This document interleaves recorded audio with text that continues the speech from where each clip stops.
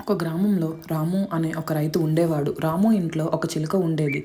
అది సాధారణమైన చిలుక కాదు. అది మాట్లాడగలదు. చిలుక చెప్పే మాటలను వినడానికి గ్రామస్తులు రోజూ రాము ఇంటికి తరచూ వచ్చేవారు. ఒక రాత్రి కాళీ అనే దొంగ గ్రామంలోకి దొంగతనానికి ప్రవేశించాడు. రాము ఇంటి పక్కన ఉన్న బంగారు కేసులోని చిలుకను చూసి ఆశపడ్డాడు. అంతేకాకుండా రాము దగ్గర డబ్బులు కూడా ఉంటాయి అనుకుని వాటిని దొంగలించేందుకు ఇంట్లోకి ప్రవేశించాడు.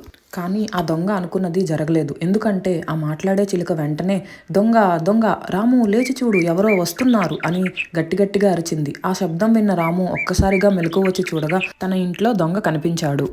చిలుక అరుపులతో గ్రామస్తులంతా చేతిలో లాంతర్లు కర్రలు పట్టుకొని రాము ఇంటివైపు పరిగెత్తారు. దొంగ అయిన కాళీ భయంతో తప్పించుకోవడానికి ప్రయత్నించాడు.